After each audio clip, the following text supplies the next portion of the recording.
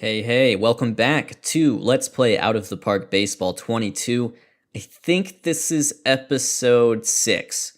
And in this episode, we'll be doing the second half of the 2022 season with our Texas Rangers, beginning with the first year player draft. So let's go ahead, get in there, take a look at that draft class. And I don't even know what pick we have, so we'll find that out too. Okay, looks like we're picking 11th, so we'll have a slot value of about $5 million. Seattle has 2 picks after this because they have a comp pick as well, so we'll have to keep that in mind. As far as the top draft prospects available, Elijah Green, according to OSA and OOTP, Drew Jones, who's the son of Andrew Jones, Tamar Johnson. Tamar Johnson looks like an amazing player, to be honest. That infield range and arm, I mean, he could play shortstop. He could also just be like a Gold Glove second baseman. And then offensively, he's kind of reminds me of Vidal Brujan, honestly. So I think that would be an excellent pick, although I don't think he'll be available by the time we pick. So let's go ahead and get this show on the road. And we'll go ahead and just skip to our pick, and we'll see who the other 10 teams that picked before us have gone with. All right, here are your first 10 picks of the draft. Baltimore picked first. They picked this guy, Joe Emirato. He looks solid. To be honest with you, though, that low work ethic, I'm not sure if I would have picked him. And $10 million bonus demand, yikes. And then Detroit got Drew Jones, who looks pretty fantastic in this game, I must say. That 70 outfield range, love that. Takes after his old man, I guess. All right, so it's up to me to figure out who I want to pick with that first round. So let me go ahead and figure that out. Okay, I like Eric Serentola. I do. He's another college pitcher. We've done a lot of college pitching so far in the early rounds of the draft, but look at his repertoire. He's got a 65 fastball, curveball, and changeup. Doesn't have the personality class that's bad, but doesn't really have a good one either. So he's one to definitely keep in mind. I'm going to take a look at a few others. Malcolm Moore seems like a fairly safe pick given his high intelligence. He has some home run power as well. Catcher ability is a 55. He's kind of just a worse version of Cal Raleigh. So I'm not sure if he's the one I'm going to go with, but he's an option as well. I actually think that Serentola is probably the best option available. His control isn't the best. However, I just really like the pitches that he has. I like that he has, 50 stuff with 55 potential, 50 movement with 55 potential. This is a guy you could probably throw in, high A right now. So I think I'm going to go with him. I think it feels like a pretty reasonable pick in this spot, and we'll just see who is available for round 2. The catcher that I liked, Malcolm Moore, who I thought about picking, was picked up by Seattle right after, so he's not available, so I'm going to have to figure out who I go for in round 2. I actually think I'm going to go for Ryan Kennedy, who I highlighted in that first round. The movement is such a disaster, to be honest. However, with high work ethic, high intelligence, if he could push that up to a 40, if he could develop this changeup, he could work. He could maybe even work in a bullpen as well. So I'm definitely considering him. Okay, in the second round, I think I will go with Ryan Kennedy, who I highlighted earlier. This movement is a disaster. There's really no two ways around it. However, if he could overachieve there with his high work ethic and high intelligence, maybe he would work out as a starter, and I think he has potential as a reliever as well. This changeup is the other big question mark. Changeups can be really finicky. A lot of times they don't develop all the way. However, given that he's already at a 45 at age 18, he still has a pretty good chance of developing that, I would say. So that would give him a third pitch. If not, he would be a bullpen guy. But he's just the most intriguing left. And these personality traits do mean a lot in terms of potential development. So I'm going to go for Ryan Kennedy, the 18-year-old high school pitcher this time.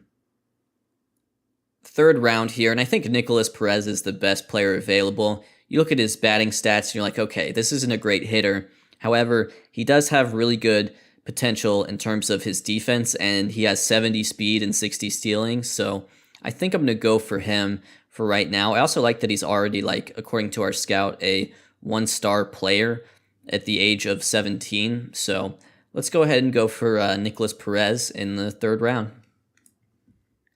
4th round here, I guess I'll go with Blake Dunn. He's a college center fielder, and I like that, he can play defense. If this developed to a 65 outfield range, for example, he would be a pretty legit center fielder. Even at 60, he's, all right.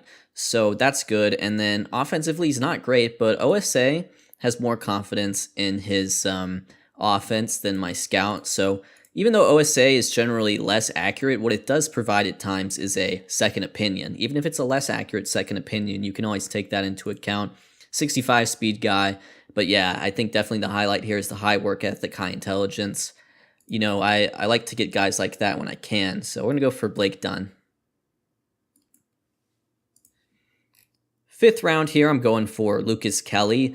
He has 50 home run power potential, 50 I, / discipline potential. So there's some combination of power and hitting on base that he could at least maybe do at a major league level.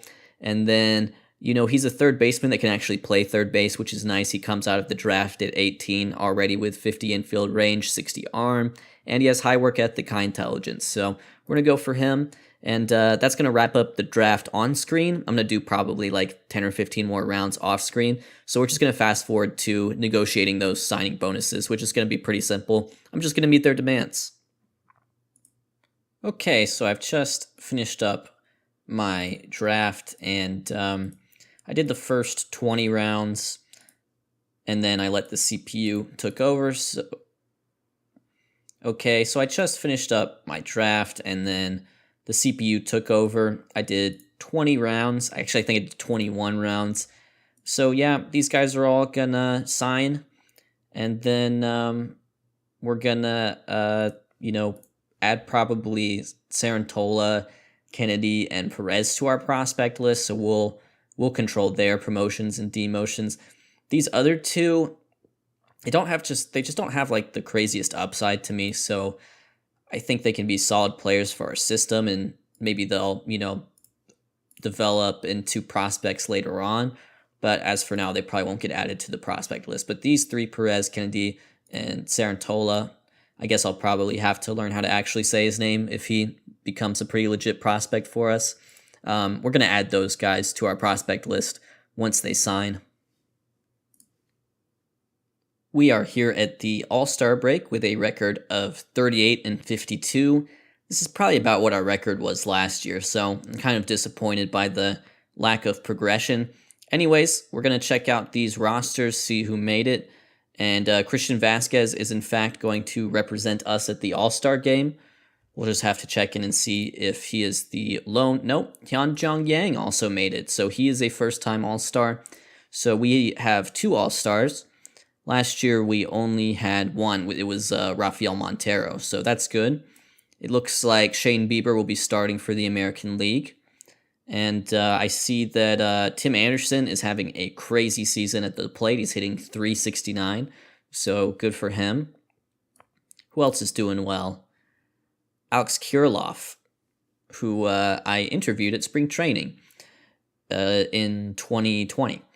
Is having a fantastic year for the Minnesota Twins. Looks like a terrific player. And as far as the National League, Max Fried is going to start that game with a 2.03 ERA. And who's having a monster year in the National League? Soto's doing pretty well, slashing .313, 455, 600. Good for him. So yeah, those are your highlights as far as the All-Star game. And I will see you all for the second half of the season once the All-Star break is over. We're ready to start the second half of the season here, but I'm starting to think it might be smart to trade Hyunjong Yang with the trade deadline coming up in 10 days. I think what I might be able to do, given his, scary good performance recently and All-Star appearances, to kind of use his name brand value as an All-Star to try to get maybe 2 relievers. I would like to do like kind of a 2-for-1 trade where I could get 2 relievers in return for Yang, and that would just kind of help bolster the bullpen because he's been great as an individual, but our bullpen has been poor as a collective. So I'd like to improve us as a collective. Okay, so I just shopped for relievers, and I'm getting a lot of interesting offers here. Hunter Harvey. Oh, he's fragile, so I wouldn't probably go for him. But yeah, I'm just kind of looking at the stars here real quick. Okay, now this stands out to me. So Zack, Hess, and Alex Lang. And these guys are both on Detroit, and they're very similar pitchers, to be honest with you. And so the Tigers would do a 1-for-1, but I'm curious to see what would it take for me to get both of them. That's what I would be curious in. So let's do that. So Hess, they'll trade to me. But what if I also want Lang? Is that okay? That is okay. Okay. I mean, these guys have nasty ratings. They're both righties, yes? Yeah, they're both righties. I think we're okay as far as having lefties in the pen. So I think this might be a smart trade to make. So I'm going to go ahead and make it. We're going to send on Yang, who's, he's 34. And we're going to get, 2 younger relievers with really good ratings. Maybe not quite Yang's track record of success because he's an all-star, but we're going to go ahead and do this deal, and I think it'll help our bullpen in the long run. Although the fans won't care for it, and I can understand why. So as it's set up, here's our new bullpen. We have Bettinger and Dunning in long relief, Alex Lang, Brett Martin, Zach Hess in middle relief, and then DeMarcus Evans. I know DeMarcus Evans has a terrible ERA. He had like 1 or 2 appearances where he got absolutely shelled, but look at his ratios. His FIP's solid, his BABIP's high, and he hasn't allowed a run in his last 5 appearances. So, we can put him back in that stopper role for now. I don't think that ERA is indicative of where he's at. Blake Taylor, Drew Rasmussen. Rasmussen's been pretty nails lately. Look at these last 2 appearances. He's scoreless in 5 1/3. So we're gonna go for Rasmussen, stick with him. But I think this bullpen can hopefully perform better. Currently, we are 8th in bullpen ERA.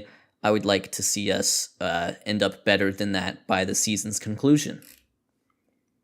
Another thing that just stood out to me, I didn't realize this, but we're 9th in on-base percentage. We're 12th in OPS, which, these are improvements over last year for sure. We're still 15th in runs scored, so maybe we're not sequencing our hits or our base runners properly, or maybe the answer is, I need more home run hitters, because currently at the All-Star break, Nate Lowe is the only guy we have in double digits. He has 21 home runs, but there's not that much power beyond him. Cal Raleigh can hopefully bring some more power to the lineup as we go to the second half of the season. I hate to say it, but we just can't get a win right now. Look at our last 1, 2, 3, 4. Well, let's even go up to here. So in our last 1, 2, 3, 4, 5, 6, 7, 8, 9, 10, 11, 12, 13, 14, 15 games. In our last 15 games, we are 2-13. Am I looking at that right? I think that's right. So things aren't going great. Maybe we can grab a win against Chicago. We just lost to them in extras. But yeah, something's got to give. We got to start winning some games here. All right, we did win 6-0 against Dylan Cease. We hammered their bullpen while our bullpen held it together. Good start from AJ Puck, who's been once again our best pitcher. So hopefully there are brighter days ahead, because that was quite the slump. Okay, we're here 1 day before the trade deadline. Or actually, is that right? Yep, 1 day before the trade deadline. And then I think moving Christian Vasquez is probably the right move. Again, his contract is expiring at the end of this season, and I don't imagine we'll bring him back because we are under the impression that Cal Raleigh is the catcher of the future. He's been in a slump. His trade value has probably gone down since the All-Star break or since, the beginning of the month, but now is probably the time to move on for him, and I'm curious to see what we can get in return, because he is an all-star. He is a good player. His stats are still solid on the year, so we'll just kind of see what the needs are and if there's a contender out there that would be interested in having him. All right, we've got ourselves a deal with the St. Louis Cardinals. This makes sense because Christian Vasquez's name is Mini Yachty. That's his nickname, so might as well trade him to the team that actually produced the Big Yachty. So I'm thinking that Lucan Baker here and Juan Yepez, they have a lot in common. You know, they're right-handed first basemen. They're approximately the same age. Neither has really established themselves in the big leagues. I'm thinking with Cal Raleigh moving to our catcher spot, that opens up a role at first base / DH that we were previously using Cal Raleigh and Zack Collins at. So now we have Lucan Baker and Juan Yepez that we can add to the mix. Hopefully just one of them will be good, and then this will be a good trade for us. I also got them to throw in Trey Dawson because at the minor league level, you can always use a shortstop, and he could be a guy that could, maybe hop in if one of our middle infielders gets hurt or something like that. So that's kind of my plan. Lucan Baker, Juan Yepez, and we're just going to kind of figure out if one of these guys can be good for us long-term in a first base DH spot. So that's the trade I'm going for. Again, his contract was expiring anyway, and we weren't going to sign him back. So that's your trade with the Cardinals. I actually think I'm going to give Juan Yepez a shot in the big leagues first, but I guess Baker will probably be up at some point. So we'll put Baker in AAA for now. Well, he has to be in the 40-man. These guys both have to be on the 40-man, but Baker in AAA for now. Yepez to the big leagues where he will DH for us. And that's my plan as far as this roster goes. Trade deadline is over. It's August 1st, and I thought we would take a look at our prospects again. Billy Amick, who was our 2021 8th rounder in rookie ball this year, doing really well. I'm contemplating whether he should go to low A for the conclusion of the year. I think what I'll do is I'll keep him in rookie ball. Christopher Bernal, who's our 13th rounder, power hitting catcher, again from 2021, so not this year's draft. Repeating rookie ball, doing better this year than last year. So that's at least some progress being made. Grant Hussey was our 5th rounder in 2021. He's a first baseman. He's also repeating rookie ball, but again, he didn't really play much in 2021 because he was a draftee. And he's doing better, but he's not doing too great. Ryan Kennedy, who we just drafted in the 2nd round, 2022, he's been pitching in rookie ball, and look, he's striking out a lot of guys. His walks aren't great. Home runs are good. I feel like his FIP's good. His ERA plus is still pretty good despite a really high BABIP. That's the kind of thing that's going to happen down there, but overall, not too bad from him. Nicolas Perez is also in rookie ball. He was our 3rd rounder from this year, and he's off to just a reasonable start as well. He's only 17, so he may very well repeat rookie ball next year. Evan Carter in high A, doing his thing. He hasn't been great. He hasn't been amazing, but he's been a very solid player all year, and contemplating moving him up to Double A. We're going to take a look. What will his ratings look like in Double A? And I think I'll just keep him in high A for now. Again, he's only 19. He's almost 20, but he's still only 19. Eric Serentola, who we just drafted in the 1st round, he's pitching in high A Hickory right now. It's not. Yeah, the high A Hickory Crawdads, and the strikeouts aren't anything crazy. The BABIP's really low, but he's preventing runs. He's preventing runs. He's probably getting pretty lucky. Steven Hajar, who's also pitching there, has been struggling this year. He pitched way better in A ball last year than he has in high A this year, so he's going to finish the year there. We're going to look at our guys who are in the lower A next. Luis Angel Cunha has been really bad there. It's been kind of tough to figure out what to do with this guy. He still has really good potential, but he doesn't, I've moved up. I tried him in high A, or not high A. I tried him in A last year. It didn't work. I moved him back down to rookie ball. He was solid, and then I thought this year would be the smart year to put him in A, and it hasn't really worked. His ratings aren't really good, though, so I feel like he's capable of handling this league according to our scouts, so I'm going to keep him there. Zion Bannister, it's been just replacement level, and probably not really a prospect for us anymore, so I think what I'm going to do is take Bannister off this list for now. If he crops back up, I can always add him back, but that's what I'm going to do with Bannister, so he's not a prospect for now. at least in my eyes. And then Eduardo Garcia, who we got in a trade with Kansas City. You'll recall we traded Rafael Montero for him and Mason Englert. Ooh, Mason Englert coming along as a reliever potentially. We'll see. It could be a pretty good pitcher for them. I feel bad about that. He's been in KC with 17 innings already. I traded this guy because my scout just didn't like him, but it's very possible my scout was very wrong. So hate to see that. And then so there's Englert. Garcia in A is he's doing And then Dalen Lyle has been an A. He's been perfectly reasonable. I thought that jump from rookie ball to A is so difficult. So the fact that he's handled it is pretty good. Keep in mind he's our second rounder from 2021, and you look at these ratings as they're coming along. He looks like he could be a pretty good hitter. So I have hope. I have high hopes for him. Jack Leiter was, of course, our second overall pick, and he's been struggling in Double A. He really has been, and so he's going to finish out the year there. But he's just not looking like a front of the rotation starter. I think he could maybe be middle rotation starter or back rotation starter, but he's not looking like a frontline starter. And when you draft a guy second overall, that's what you're hoping for.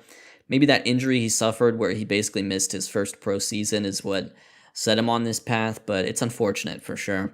Shorten Apostle has been, average in AAA. We thought about calling him up when Machado got hurt, but we've kind of rearranged things otherwise. Solak's actually handling third base okay. Wyatt Mills, he's bounced back and forth between the majors and AAA. And then Strotman's, of course, in the majors. He just had a 9 strikeout, 0 walk start. That's good, but he still allowed 2 runs in 4 2/3. So he's still figuring it out. And then, Tejeda's in Texas as well. So that's your update right there on the prospects. Obviously, the season hasn't gone as planned. We're 39-61, tied for last. But there we go. It's time to get on a move with this episode. Get a move on and speed through the rest of the season. Hopefully, Juan Yepez can do well. He has grabbed his first home run, so that's a start. Drew Strotman here with his first true gem. 9 strikeouts, no walks, 6 1/3 scoreless against Oakland, who have Greinke, which is kind of interesting. So he outduels Greinke. This is a guy that I really think could factor into the rotation big time going into 2023. I hope he can have a good, into the season because he has overall, I would say, pitched well since his call-up. He got absolutely shelled in his first start, if you'll recall, but since then, he's been pretty good. Man, Drew Strotman was like, I'm not done with you, Greinke. Next time they faced each other, 11 strikeouts, a one-hitter Maddox from Drew Strotman. ERA down to 2.92. What an absolute mad lad. Last few games of the season, and you just get the news that your durable, best starting pitcher has been diagnosed with a damaged elbow ligament, will be out for about 10 months. That means he'll miss most of 2023. And it's tough to see because it's not just the injury, but it's also just the timing of the injury means he's basically going to miss a ton of time. So that stinks. AJ Puk has been really good for us, and we're not going to have him for much of next year. Even when we get Machado back, our best, position player, our durable position player, or so I'm told, we're not going to have Puk. And he had a 3.5 ERA again. He's just been really solid, and his season's over, and he won't be available for much of next season either. So, as we're 62-94 with a few games left to play, I would say things are looking pretty grim. This is certainly, the low point of the season, I would say. However, there have been some positive, individual performances that maybe we can build on. Vidal Brujan, if this eye develops and he walks more, could be like a real sort of prototypical leadoff hitter. For the first time, Nate Lowe really hit this year. He's hit 34 home runs, driven in 100. Nick Solak continues to be good no matter what position we put him at. And, even J.P. Crawford with some improvements on offense up to a 2-WAR season. And Drew Strotman's done some good stuff this year. And, he's going to be part of the rotation in the future. But this is kind of a low point in the series, I would say. This is not a great feeling. Drew Rasmussen, though, 134 strikeouts in relief. How about that? That does not happen very often. So he's been really special. But yeah, this has been a tough season. This is a season that's been a lot tougher than the first season we had in 2021, and I'm just kind of looking forward to it being over at this point. I hope we can get through it without suffering more catastrophic injuries, because we've kind of caught the injury bug. It seems like everyone's been suffering minor injuries in the second half, and then it all just kind of culminates in AJ Puck, his injury, and that's just a real bummer. So just a few more games left here. Almost done. One more game. And it's over. Marwin Gonzalez wants to leave. He was trash all year, so he can. It's a team option, so, I can just cut him. I'll have to pay him the $1.5 million. But yeah, that's going to do it, guys. That's our season right there. 65-97. Last year we were 73-89. And coming into this year, I predicted 84-78, and I was off by about 20 games, unfortunately. Houston takes the division. Angels take the wild card. Mariners finished third. That's kind of the team that I feel like I've been wanting to measure up to, and we haven't been quite able to do it yet. So let's move on into the playoffs, see how those go, and it should be interesting to see who comes out on top. Who's made the playoffs this year? Let's look at the standings. Okay, so Tampa won the AL East again. They're the defending champs. Minnesota won 108 games, ran away with the Central. We talked about the West. Dodgers. Okay, so the Dodgers, they won 112 last year. This year they win 116, so they tie the Mariners. So again, it's like if they win the World Series this year, best team ever, basically. Cardinals, Brewers, and Braves win the East. East, this is the lowest record of a division winner. So let's look at the Dodgers roster real quick, see what's going on with them. I saw they traded for Dansby Swanson, which I thought was kind of interesting. Gavin Lux is injured, which sticks for them because his ratings are crazy. And then Walker Buehler has an injury diagnosis pending. So this team could be definitely weakened going into the postseason. So we'll see what happens there. But yeah, they've got Betts hitting an uncharacteristic 258, still a 4-WAR player. Bellinger, good. Zack McKinstry, 5-WAR player, sure, why not? Justin Turner, 37, still great. And then, Buehler, Kershaw, May, as things stand right now. All good. Gonsolin, solid. So let's go ahead and check out the playoff tree. And we'll see who comes out on top. So we got our wild card games first. Blue Jays advance and Brewers advance. Okay. Kind of most interested by the Dodgers, but we'll see what else happens. The Brewers playing the Dodgers. Okay, so Toronto's advanced 3-1 over Minnesota. And then these games are all going to a Game 5. These series are all going for a Game 5, I should say. There you have it. Wow. Milwaukee advances. So again, Dodgers, they win a ton of games. They're unable to convert. So that leads us to a championship series with the Brewers, Cardinals, Astros, and Blue Jays. I might root for the Cardinals because they have Christian Vasquez. All right. So we got a 3-2 lead here. Houston over Toronto, Cardinals 3-1 over the Brewers. The Astros, of course, have a super stacked team. I'm surprised they only won 94 games because their team is kind of bananas. So, yeah, because they have Scherzer, they have Bauer, And then, they have, wow, they ended up with David Dahl. Interesting. After I've kind of realized this. After I traded David Dahl, he did pretty well. And I was just kind of like, this guy's no good. And that was wrong of me. I'm not sure if this will even show up. Yeah, here it is. I did get Blake Taylor for that deal, so that's not too bad. And then, Belak and McCormick have played some for us. But I guess Taylor's been the best player we got back in that deal. And yeah, that's kind of a bummer. But at the same time, I'm really starting to think I should just fire my scout. That's pretty much been my takeaway, because I feel like he's feeding me a bunch of stuff that makes me think my team's good, and it's not. So I really just need a second opinion on all my players. St. Louis advances. Oh, they're using Ali Sanchez. Interesting. So Vasquez, oh no, how terrible. Vasquez tore his PCL right as soon as we traded him. He played 21 games in St. Louis. So they're using Ali Sanchez, which is a good move by them, because he's kind of like Vasquez. He's got that catcher ability. Anyways, let's see.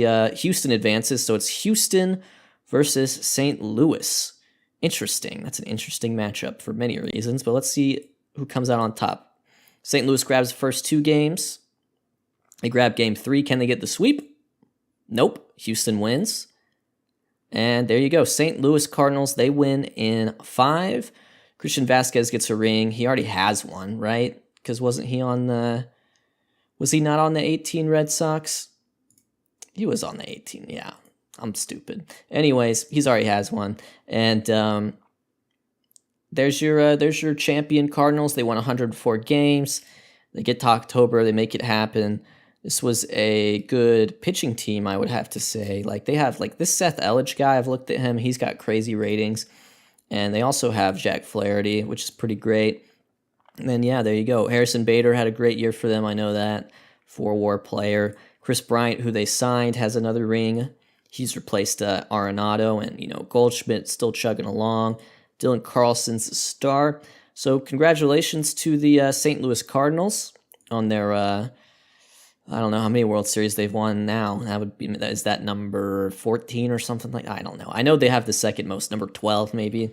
But congrats to them. That's going to wrap things up for the 2022 season. Stay tuned, because we have a big off season coming up. I don't know that for sure, obviously. I'm just assuming it's going to be big because we were really bad. So I'm probably going to make a bunch of moves. And the first move I'm going to make, as I've stated earlier, is that I'm going to fire my scout.